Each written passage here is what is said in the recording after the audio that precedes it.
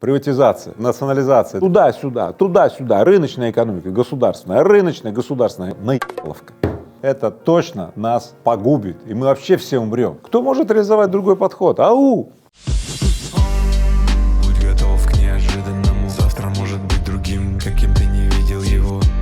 Я приглашаю тебя стать участником движения успешных людей. В России идет сейчас очень большой запрос на реформирование экономики, и звучат очень полярные мнения. Вот, к примеру, Костин говорит, нас спасет приватизация, а Бастрыкин говорит, что нас спасет национализация. А вы как считаете, что спасет экономику России, национализация или приватизация? Ну, здесь все очень четко.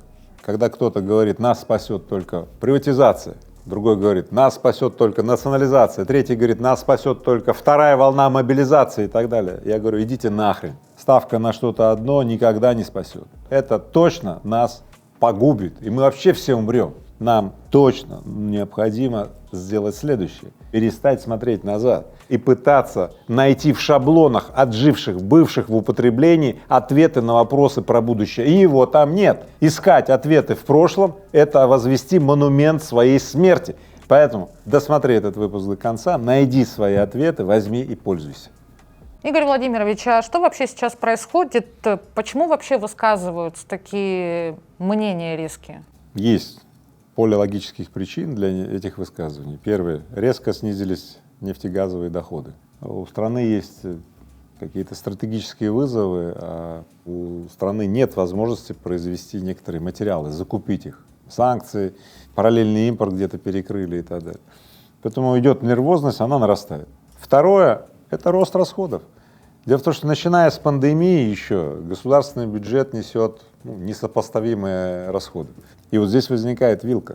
То есть доходы падают, а расходы продолжают расти. Дефицит бюджета в этом году будет 5 или 7 триллионов рублей. Слава богу, есть какие-то еще деньги там, в фондах национального благосостояния. Не все по санкциям заморозили, кое-что есть. Бюджет пока может выполнять свои растущие обязательства, но расходы-то нарастают. На этот год хватит, а на 24-й, а на 25-й.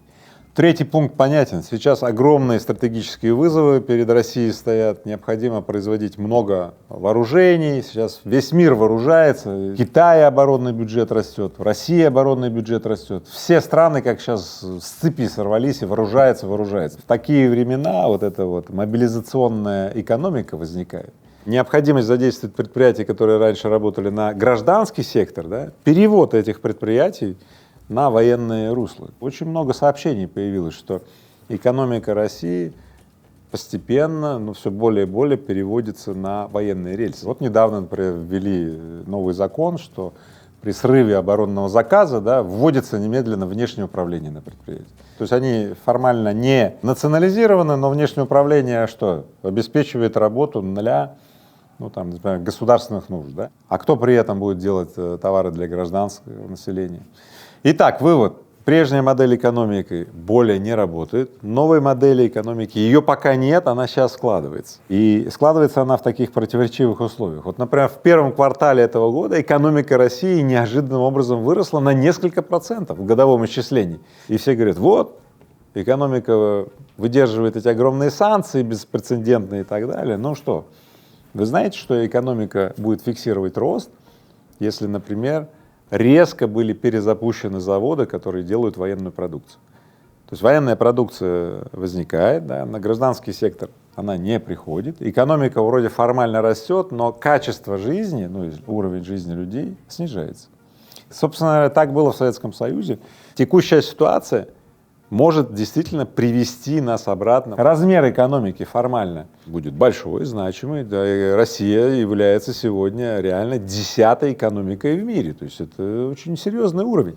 Но качество жизни, то есть или уровень жизни будет зависеть от того, насколько эта экономика работает на гражданский, то есть потребительский сектор, да, в соотношении с экономикой, работающей на госсектор, на инфраструктурный сектор, на сектор обороны, безопасности и так далее. Вот и все. Ждем новую реальность. Новая реальность сложится вот в ближайшие несколько лет. 23-й, 24-й, 25-й год. Вот эти 3 года, вот эти 1000 дней Знаете, эти 1000 дней все проявит. Это так называемый разворотный момент, когда необходимо придумать будущее состояние экономики, которое вот медленными шагами воплощать. Не как заяц, туда-сюда, рыночная экономика, государственная, хватит скакать как заяц, как черепаха. Медленно, 24/7, 365 дней, смотрите, постоянно, как черепаха, идем одним путем, и 30 лет строим новую экономику, как Сингапур. У нас молодая аудитория на канале. Давайте расскажем им, к чему в России приводили национализация и приватизация. Да. Ну, здесь все известно, когда идет сплошная национализация, как было в Советском Союзе, то усредняются экономические субъекты, да, возникает там госплан, с одной стороны есть возможность мобилизировать ресурсы по каким-то ключевым направлениям, с другой стороны утрачивается разнообразие, и на длинном горизонте это приводит к тому, что экономика начинает стагнировать. Вернемся мы к тому, что магазины будут называться не как сейчас разными именами, там, да, Вкусвилл, там, Пятерочка, там, еще что-то, а одним названием — гастроном. Когда мы с папой ходили в Советском Союзе, он меня учил читать. Знаете, там на всех магазинах было написано там название гастроном. И вот я так выучил русский язык. Но уверен, что этого не будет. Вот давеча тут Набиуллина заявила, что даже нельзя и не надо отказываться от иностранных инвестиций недружественных стран. О! До чего мы договорились, да? Напомню, в Советском Союзе какие нахрен инвестиции из недружественных стран? Да там даже из дружественных стран инвестиций не было. Советский Союз, он как была честная давалка. Атомные станции строил, он оружием всех вооружал и так далее. Да, странная, да, ситуация. Там метрополия, которая всем перифериям все дает. Но в результате грохнулся Советский Союз. Да? Национализация — это не отъем активов у частных собственников, понимаете? У населения и так далее. Нет, национализация всегда преследует одну цель — поменять собственника с целью того, чтобы собственник, учитывал, что ли, стратегические интересы там, страны, народа и так далее, понимаете? На самом деле можно достигать этих эффектов и без национализации, если собственники и частные предприниматели учитывают интересы государства и так далее. Государство не будет ничего национализировать. Зачем? Тем не менее, я не топлю за отсутствие регуляции в экономике, потому что отсутствие регуляции, да, отсутствие вообще какого-то стратегического плана в стране дает просто анархию, полное раздолбайство и, не дай боже, тоже. Теперь разберем, что такое приватизация. Знаете, в России история приватизации, она попахивает, известно каким запахом, да? Приватизационные чеки, ваучеры и так далее, залоговые аукционы, кто не слышал об этом? То есть на самом деле вся приватизация в России, она была проведена либо жесточайшим образом, бестолково, а на самом деле в одни руки. То есть в результате появилось, несколько кланов, которые собрали всю так называемую промышленность, которую построили всем, миром, что ли, да?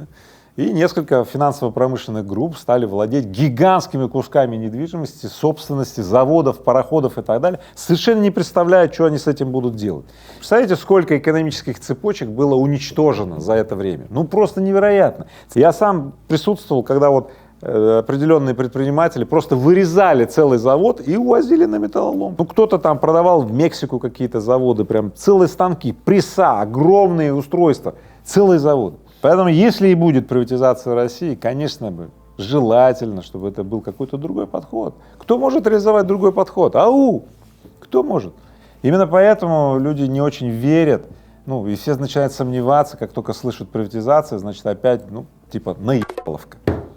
Я так скажу, на самом деле, для того, чтобы передать собственность эффективному собственнику, а именно это задача приватизации, понимаете, не приватизировать что-то, отдать в частную собственность кому-то, а найти более эффективного собственника. Так вот и надо начинать с этого, не с приватизации как таковой, а определения, кто мог бы более эффективно хозяйствовать, на каких видах собственности. И эта бы риторика привела к совершенно другому отношению и среди бизнеса, и среди общества и так далее.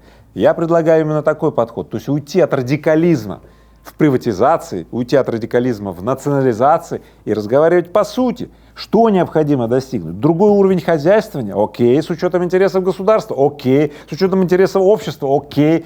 Какие бы собственники могли выполнять эту функцию?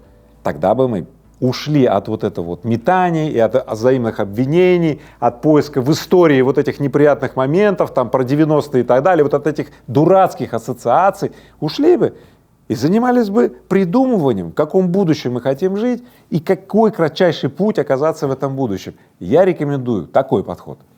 Как ведет себя бизнес, когда сталкивается с новым вызовом?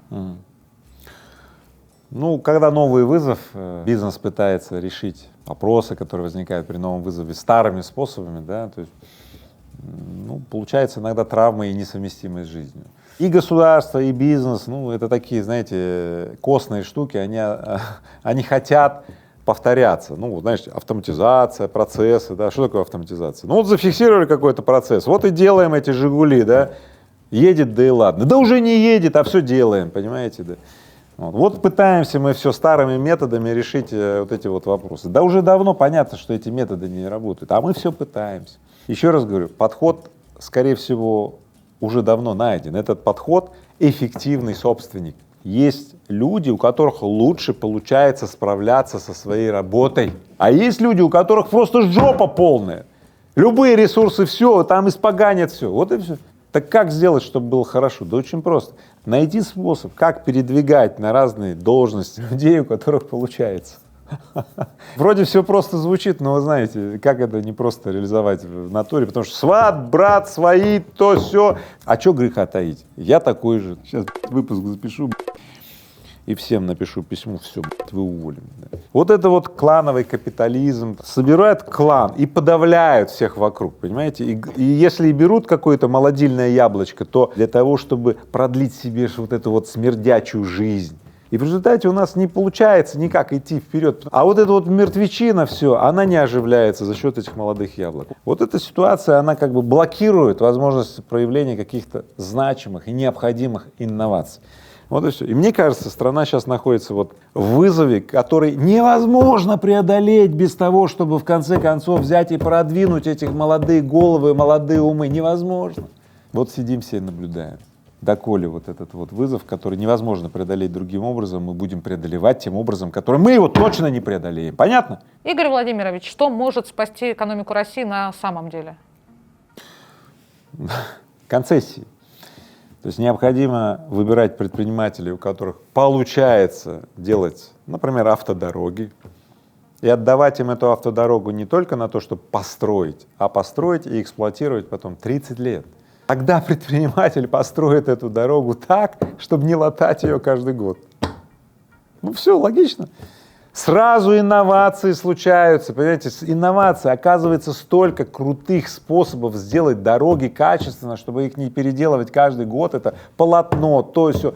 Некоторые концессии уже есть в России, но их категорически мало, их так мало, их не хватает, надо расширять эту практику и отбирать на участники концессий компании, где есть очень ответственные предприниматели, репутационные, которые зарекомендовали себя, которые предыдущие 20 лет, внимание, платили налоги, доказали свою эффективность в производственных процессах, промышленности, индустрии и так далее, да, у которых есть рейтинги, награды и так далее, за которыми наблюдали все эти 20-30 лет. Вот им отдать, ребята, они все сделают. Это первый подход, который я рекомендую. Второе — это более активная позиция государства в деле поддержки предпринимателей. Ведь на самом деле, если 2-3 триллиона рублей раздать этим предпринимателям под управление, в концессии и в те, не знаю, задачи, которые поставит перед ними государство и так далее, то эти предприниматели